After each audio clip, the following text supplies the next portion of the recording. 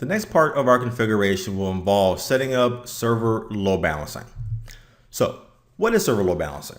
Well, this is the capability where client requests can be distributed evenly among a group of servers, shared servers. And this has many advantages such as improved performance, and it provides great reliability. So if one server in a pool should fail, client requests would be redirected to a different server. So this picture here kind of demonstrates what server load balancing really is. That a particular request would hit the big IP first. The big IP will determine, well, which of these servers in the pool to send the client request to, and it will send it to that server for processing. Now, to configure load balancing on a big IP appliance, it's important to understand the components that are involved and how they should be configured. And these main components involved are nodes, pool members, a pool, and a virtual server. Let's talk about each of these one by one.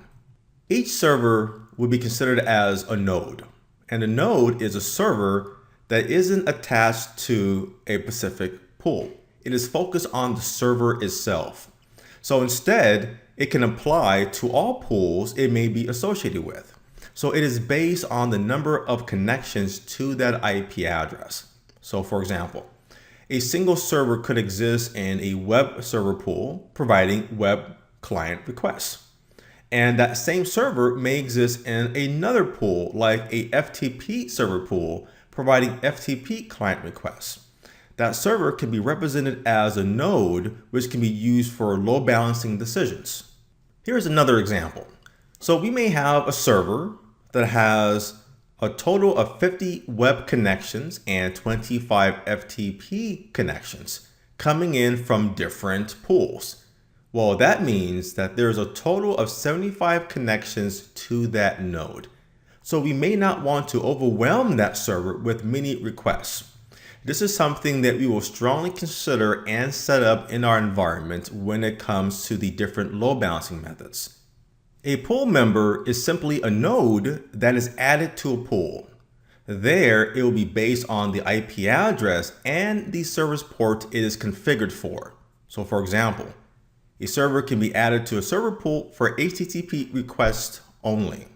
The next component is a pool or a server pool, and that is a group of pool members that will host the same type of content like a web server farm or an FTP farm perhaps. The configuration of a pool involves a few other components on its own.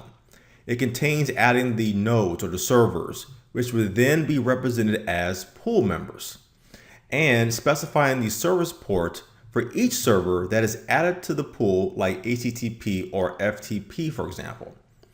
You can also define a health monitor to the server pool, and you can define the load balancing method for how traffic will be distributed among the group of available servers. Another component is the virtual server, which will listen and manage traffic for the associated server pool. This is what clients on the outside would connect to directly. It is the virtual server that will do a network translation to a member within the server pool. Now the source IP, the IP of the client, will not be translated, only the destination, which is basically the member itself.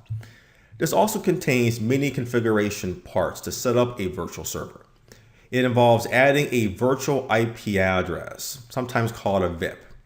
This would be an IP address that would be mapped to some DNS name that the client would connect to. Plus, with that virtual address, you need to specify the service port, which will typically be similar to what you set up in the server pool like port 80. Another component that is important is associating the appropriate server pool to the virtual server. And there's other components that involve enabling SSL processing and enabling persistence, which is what we will do in this video series. Another component that I want to quickly discuss is the use of the default gateway of the servers in a pool. So it's important that for each server in a configured pool, that its default gateway is pointing to the big IP itself. Otherwise, you may encounter asymmetric routing issues where the return traffic may go through a different router and could break the connection of the client. So for example, If we have our big IP, and if this is the IP configured on the LAN-facing interface of this device, then all the servers in the pool, their default gateway must point to that IP address. And this picture represents a logical view of what we'll be setting up for server load balancing in our environment. So we will be configuring a web server pool that will contain 4 web servers based on our design diagram and how they're connected physically. Now that pool will be added to a virtual server using the virtual address of 10.254.1.10 mapped to port 80, which is the HTTP application. Now for testing, we'll be using our computer right up here that is connected externally to this web server farm, and we will use this virtual address for connecting. Now that virtual address will be mapped to a DNS entry called wsroutehub.local.